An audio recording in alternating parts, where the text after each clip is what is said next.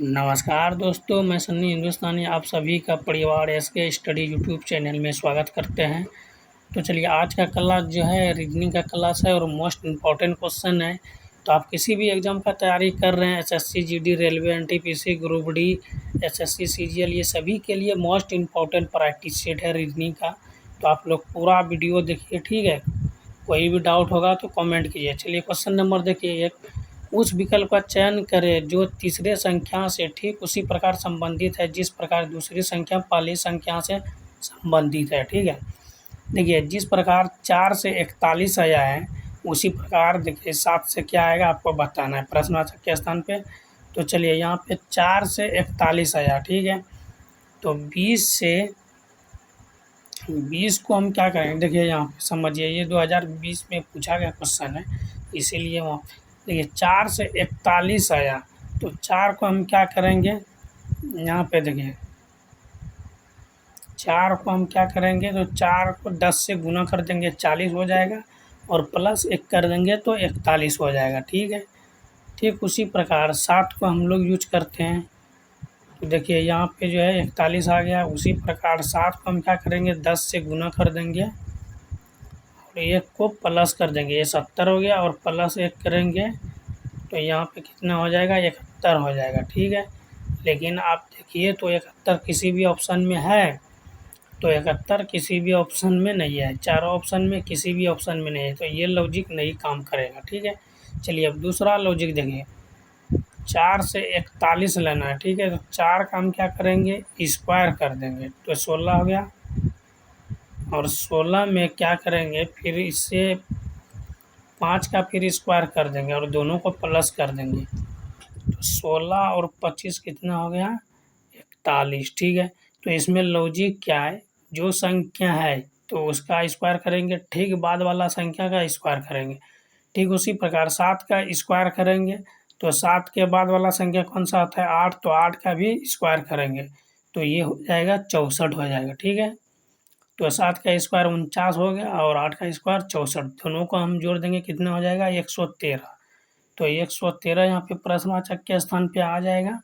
तो 113 देखिए किस ऑप्शन में है, option C is the right answer, बिल्कुल सही जवाब है। तो आशा करते हैं मेरे प्यारे दोस्तों ये क्वेश्चन समझ में आ गया होगा। चलिए क्वेश्चन नंबर 2 देखिए, दिए गए शब्दों में कौन सा व्यन आरेख सबसे उचित संबंध दर्शाता है। ठीक, पशु है, कुत्ता है, गाय है। ठीक है, तो यहाँ पे देखिए पशु जो है इसका डायग्राम देखिए किस प्रकार बनेगा। सबसे पहले आप समझिए पशु किसको कहता है, जो जिसको हम लोग पालते हैं, तो गाय को भी पालते हैं, कुत्ता को भी पालते हैं। तो ये जो हुआ ये पशु का डायग्राम हो गया।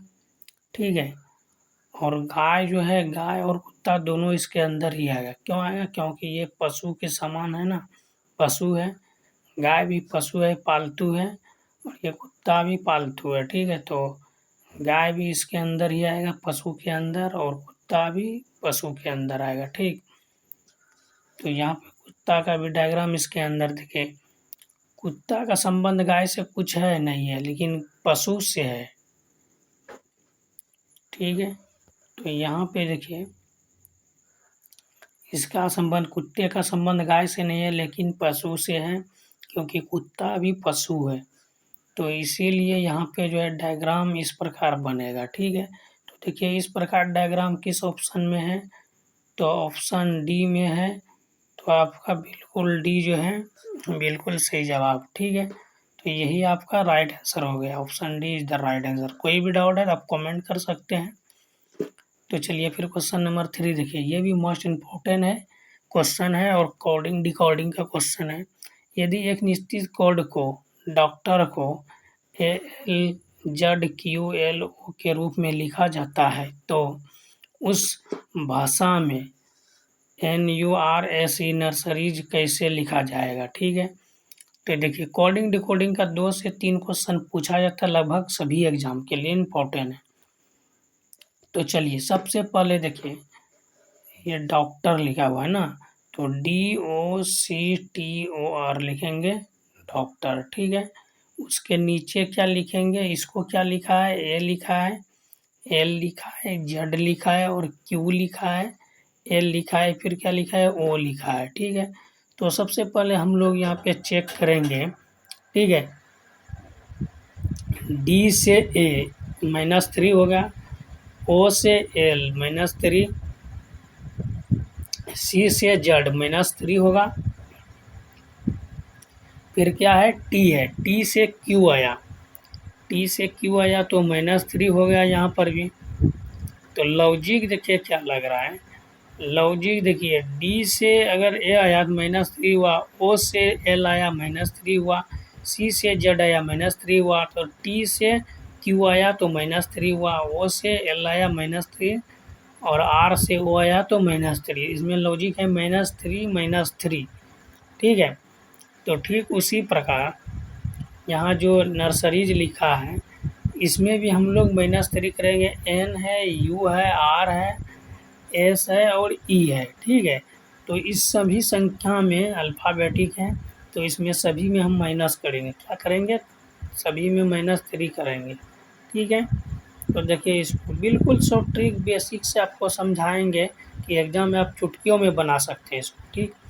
तो चलिए यहाँ पे एन में -3 करेंगे तो क्या आएगा, यू में -3 करेंगे। देखिए के वाला ऑप्शन आप यहाँ से भी ऑप्शन से भी सॉल्व कर सकते हैं, के वाला ऑप्शन 2 गो है तो सी और डी खत्म हो गया, ठीक है, बचा 2 ऑप्शन ए और बी। चलिए आगे चेक करते हैं, कोई दिक्कत नहीं है। यू से हमको क्या करना है, -3 करना, तो यू से -3 करेंगे तो आर आएगा।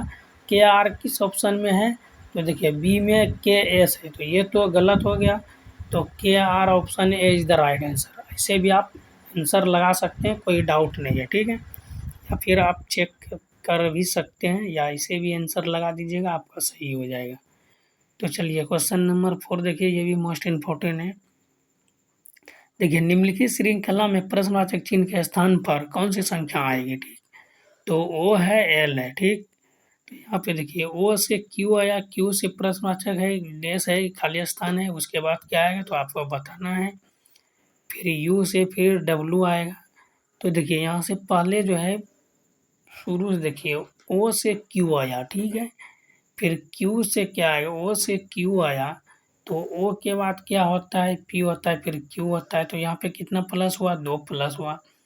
फिर यहाँ पे देखिए क्या होगा, 2 प्लस होगा, क्यू के बाद +2, क्यू के बाद क्या होता है, तो इसमें भी +2 करेंगे तो एस आएगा, ठीक है।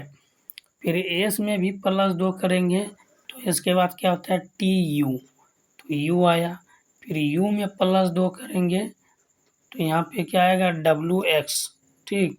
तो यहाँ पे यू में भी +2 करेंगे तो यू के बाद क्या होता है, वी डब्लू, ठीक। उसके बाद यहाँ पे डब्लू है, तो ये समझ में आ गया आप लोग को बिल्कुल अच्छे तरीके से। चलिए अब एल को चेक करते हैं, एल से ओ आया, ठीक।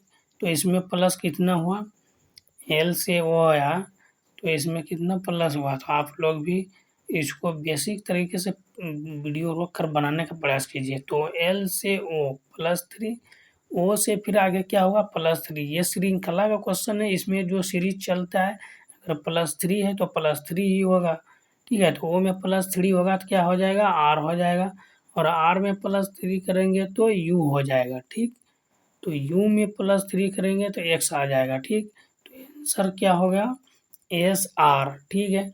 तो एस आर किस ऑप्शन में है, option D is the right answer. तो आशा करते हैं मेरे प्यारे दोस्तों ये क्वेश्चन समझ में आ गया होगा। चलिए क्वेश्चन नंबर 5 देखिए, दिए गए पैटर्न का अध्ययन पूर्वक, ठीक है, अध्ययन करें और उस संख्या का चयन करें जो इसमें प्रश्नवाचक चिन्ह को बदल सकती है, ठीक। तो यहाँ पे प्रश्नवाचक चिन्ह है, इस जगह कौन सा संख्या आएगा तो आपको बताना है। ये बिल्कुल मिसिंग नंबर का क्वेश्चन है और ऐसे सब सवाल जो है बिल्कुल शॉर्ट ट्रिक बहुत बताए हैं, शॉर्ट वीडियो में भी बताए हैं। तो सबसे पहले इसमें क्या देखने आपको बोले हैं कि बड़ी-बड़ी संख्या जिधर है उधर देखना है। तो यहाँ पे बड़ी संख्या 53 है, फिर क्या है 50 है प्रश्नवाचक चिन्ह के। तो छोटी-छोटी संख्या से बड़ी संख्या की ओर जाया जाए तो हमको क्या करना है, प्लस करके देखना है या गुणा करके देखना है, ठीक है। तो देखिए इस सभी को हम प्लस करते हैं तो ये 18 होता है, लेकिन 53 हमको लाना है, तो ये लॉजिक नहीं लगा, ये दोनों को गुणा कर दीजिए तो 8 और 7 को गुना कर देंगे तो 56 हो जाएगा, और 56 में 3 को माइनस कर देंगे, फर्स्ट और सेकेंड वाला जो है गुना कर देंगे, थर्ड वाला को माइनस कर देंगे तो 53 आ जाएगा। 56 में देखिए 8 सत्ते 56 हो गया, 56 में 3 को माइनस कर दिए तो 53 आ गया, ठीक। तो सेम लॉजिक 9 और 6 के साथ हम लोग यूज करेंगे। 9 छक्के कितना हो जाता है, तो 54 हो जाएगा, और 54 में 4 को हम माइनस कर देंगे तो कितना आ जाएगा, 50 आ जाएगा, ठीक है। और 50 यहाँ पे है भी, ठीक है। तो ये लॉजिक काम करेगा, ठीक है। चलिए आगे की ओर चेक करते हैं। तो 8 और 7 को हम क्या करेंगे, आपस में गुना कर देंगे। तो ये 8 और 7 को कितना हो जाएगा, ये 56 हो जाएगा, और 56 में 5 को हम माइनस कर देंगे तो मेरा 51 हो जाएगा, ठीक है। तो यहाँ पे 5 को माइनस करते हैं तो ये हो गया 51। 51 में किस ऑप्शन में 51 देखिए, तो option C is the right answer. तो ऐसा करते हैं, ये क्वेश्चन आपको समझ में आ गया हो, कोई भी डाउट है आप कमेंट कर सकते हैं, ठीक है। चलिए फिर क्वेश्चन नंबर 6 की ओर चलते हैं हम लोग। निम्नलिखित में से कौन सा विकल्प दी गई श्रृंखला को पूर्ण करेगा, ठीक है। तो जब भी इस प्रकार क्वेश्चन श्रृंखला में पूछे अल्फाबेटिक डैश डैश देखें तो इसमें टोटल पहले काउंटिंग कीजिएगा डैश उस लगा के, ठीक है। तो टोटल काउंटिंग कीजिए कितना है इसमें, तो 1 2 3 4 5 6 7 8 9 10 11 12 13 14 15 16 शायद, ठीक है। तो इसमें हो गया 16 हो गया। तो 16 में देखिए या 2 का ये कॉलम बनाइए या 4 का, यानी इसका जो है 2 का या 4 का फैक्टर बनेगा, ठीक है। तो चलिए 4 4 का बना देते, आसान हो जाएगा। तो 1 2 3 4 फिर है 1 2 3 4, फिर इधर 4 फिर इधर 4, ठीक, कोई दिक्कत नहीं है। तो अब देखिए यहाँ पे एम के पहले क्या है, जेड है, ठीक है। तो एम के पहले जेड है और के बाद क्या है, एक्स है। तो यहाँ पे एक्स और जेड होगा, ठीक है। तो यहाँ पे देखिए के बाद क्या है, यहाँ पे देखिए के बाद एक्स है। तो यहाँ पे जो पहला डैश है इस जगह एक्स होगा, ठीक है। और दूसरा डैश पे क्या होगा, तो देखिए यहाँ पे एम के पहले क्या है, तो एम के पहले क्या, एक्स के बाद क्या है, जेड है। ऐसे भी आप चेक कर सकते हैं, एक्स के बाद जेड है, तो यहाँ पे जेड दे दीजिए। तो क्या फैक्टर बना, के एक्स जेड एम, ठीक है। तो के एक्स जेड एम, यही फैक्टर बना मेरा। तो यहाँ पे जेड के बाद क्या हो जाएगा, एम हो जाएगा। फिर यहाँ पे देखिए के एक्स जेड एम, के एक्स जेड एम, ठीक है। तो यहाँ पे आपका बिल्कुल ये आशा करते हैं ये अच्छे तरीके से आपको समझ में आ गया होगा ये। तो देखिए यहाँ पे इसका आंसर क्या हो जाएगा, एक्स जेड, फिर यहाँ एम है फिर जेड है एक्स है, ठीक है। तो इसका आंसर हो जाएगा x z m z x, ठीक, x z m z x. ये आपका बिल्कुल राइट हो गया, option D is the right answer.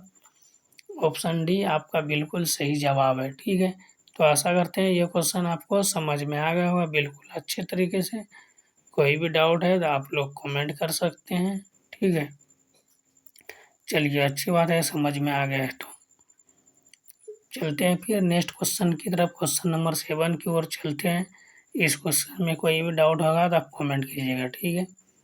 चलिए, किसी निश्चित कूट भाषा में पेन को 32 10 28 लिखा जाता है, ठीक है। इस भाषा में टैब को किस प्रकार लिखा जाएगा, ठीक है। तो पेन को सबसे पहले देखिए पी पेन है तो सभी का प्लेस वैल्यू हमको लिखना पड़ेगा। तो सबसे देखिए बिल्कुल शॉर्ट ट्रिक, ये भी कोडिंग डिकोडिंग का क्वेश्चन है और 2 से 3 क्वेश्चन पूछा जाता है लगभग सभी एग्जाम में, ठीक है। चलिए, तो यहाँ पे पेन देखिए, पेन को पहले हम लोग क्या लिखा है, 32 10 28 किस प्रकार लिखा है तो आपको बताना है, ठीक है। तो चलिए पी का प्लेस वैल्यू कितना होता है, 16 होता है। ई का प्लेस वैल्यू 5 होता है और एन का प्लेस वैल्यू 14 होता है, ठीक है। तो इसमें देखिए 32 है तो 2 से गुना सभी में क्या हुआ है, 16 दूना 32 हो गया, 5 दूना 10 हो गया और 14 दूना 28 हो गया, ठीक है। तो इसमें सभी को क्या किया है, 2 से मल्टीप्लाई किया है, ठीक है। तो सभी को हम लोग क्या करेंगे, 2 से मल्टीप्लाई कर देंगे तो ये लॉजिक काम करेगा, ठीक है। देखिए 16 दूना 32 हो गया, 5 दूना 10 हो गया, ये 14 दूना 28 हो गया, ठीक है। तो इसी प्रकार यहाँ पे ठीक है, इस जगह 28 होगा, 0 हो गया, ये गलत। तो यहाँ पे 28 होगा, 32 10 28, ठीक है। तो सेम लॉजिक टैब के साथ हम लोग यूज करेंगे, TUV के साथ, ठीक है।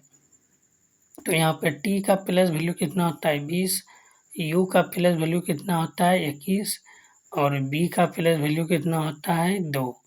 तो सभी में क्या करेंगे, 2 से गुना कर देंगे। तो 20 में 2 से गुना करेंगे तो ये 40 हो जाएगा। फिर 21 में 2 से गुना करेंगे तो ये 42 हो जाएगा और 2 में 2 से गुना करेंगे 4 हो जाएगा। तो 40 42 4 किस ऑप्शन में है, तो 40 40 42 4, तो option B is the right answer. तो आशा करते हैं ये क्वेश्चन आपको समझ में आ गया हो। कोई भी डाउट है तो आप कमेंट कर सकते हैं।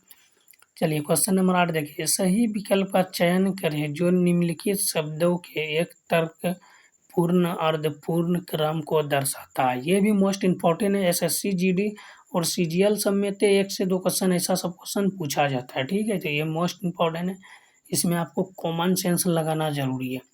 देखिए 4 ऑप्शन दिया, यहाँ पे ऑप्शन 4 है, ठीक है। तो आपको पहले 1 से 5 तक दे दिया है रूल नियम, तो क्या क्या पहले होता है तो आपको समझना पड़ेगा बारीकी से, ठीक है। तो क्या लिखा है, बचपन लिखा है, यौवनावस्था लिखा है, शैशव अवस्था लिखा है, वृद्धावस्था, किशोरावस्था, ठीक है। 5 अवस्था दिया है। तो सबसे पहले क्या होता है, सबसे पहले क्या होता है आप लोग जानते हैं, सबसे पहले शिशु होता है, ठीक है। तो हम लोग शिशु को क्या बोलते हैं, शैशव अवस्था, ठीक है। तो सबसे पहले शिशु होता है तो हम लोग शैशव अवस्था बोलते हैं। तो यहाँ पे देखिए 3 से शुरू कोई सा ऑप्शन है नहीं है। तो देखिए ए है, बी नहीं है, सी नहीं है, डी नहीं है। तो आप ऐसे भी ऑप्शन ए लगा दीजिएगा, आपका बिल्कुल सही जवाब हो जाएगा, कोई दिक्कत नहीं होगा, कभी भी गलत नहीं होगा, ठीक है। तो चलिए आपको चेक करके भी बता देते हैं। चलिए ये हो गया शिशु अवस्था, ठीक है। उसके बाद क्या होता है, बचपन अवस्था, ठीक है। शिशु से थोड़ा बड़ा होता है तो बचपन हो जाता है, तो यहाँ पे बचपन लिख रहे हैं, ठीक है। ठीक उसी प्रकार बचपन के बाद क्या होता है, किशोरावस्था, ठीक है। किशोरावस्था आता है, फिर उसके बाद क्या होता है, यौवनावस्था, ठीक। किशोरावस्था के बाद 18 से नीचे किशोरावस्था होता है, फिर उसके बाद होता है यौवनावस्था, तो 2 नंबर में है। फिर क्या होता है, वृद्धावस्था, ठीक। तो ये हो गया 3 1 5 2 4, तो option A is the right answer. इसे भी आप नहीं चेक करते हैं तो आपका सही हो जाता।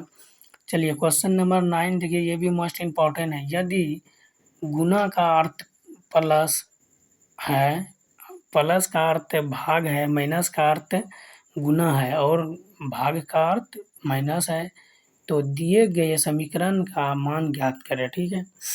तो सबसे पहले देखिए भाग का अर्थ क्या पूछा है, भाग का अर्थ माइनस, ठीक है।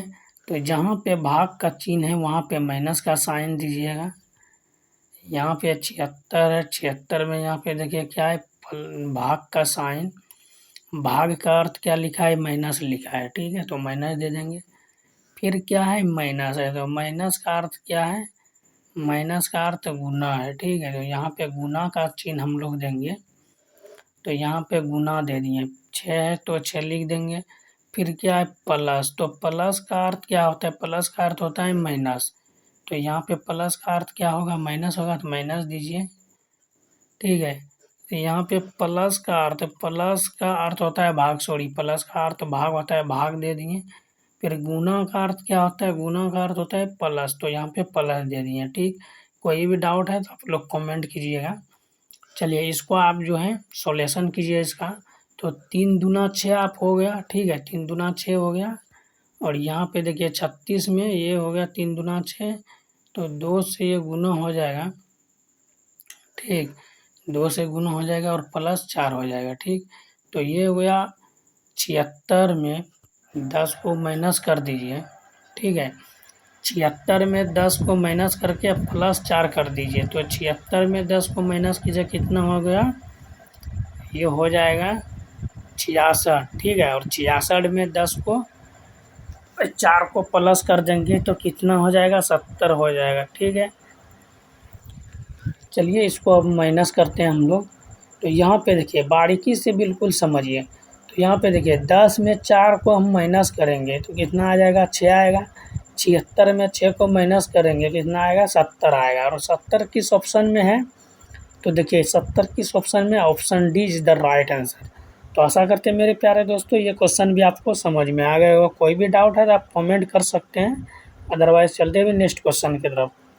देखिए दीपाली विजय की बेटी है जिसकी पत्नी सुनीता है। यदि दीपाली मोहित की पत्नी है तो मोहित विजय से किस प्रकार संबंधित है। ठीक है, तो सबसे पहले विजय की बेटी कौन है, दीपाली। ठीक है, लेकिन ये किसकी पत्नी है, सुनीता, जिसकी पत्नी सुनीता है। ठीक है, विजय की बेटी है लेकिन ये दीपाली, विजय की बेटी कौन है, दीपाली। ठीक है, तो ये एक पीढ़ी ऊपर है, ये बी हो गया विजय, ये प्लस का साइन, और डी डॉटर हो गया ये दीपाली, तो माइनस का साइन है, महिला है। ठीक है, तो फिर क्या पूछा है, जिसकी पत्नी सुनीता है। ठीक, तो यानी भी का जो पत्नी, विजय का पत्नी क्या है, सुनीता, ये महिला है। यदि दीपाली मोहित की पत्नी है, ठीक है, तो मोहित विजय से किस प्रकार संबंध है। देखिए तो दीपाली अगर मोहित की पत्नी है, ठीक है, मोहित की पत्नी कौन है, दीपाली है, तो ये जो है इससे एक पीढ़ी तो नीचे होगा, तो दीपाली और मोहित जो है दोनों बराबर में होगा। ठीक है, तो पूछा है मोहित विजय से किस प्रकार संबंधित है। ठीक, तो विजय जो है यहाँ पे, विजय मोहित का किस प्रकार संबंधित है, विजय का बेटा कौन हो गया, ये मोहित हो गया। ठीक, तो मोहित हो गया, विजय का बेटा मोहित हो गया, तो ये हो गया दादाजी इसका। ठीक है, तो ये मोहित का हो गया दादाजी, कौन हो गया, विजय हो गया। ठीक, तो option D is the right answer. मिलते हैं फिर, तो के लिए जय हिंद।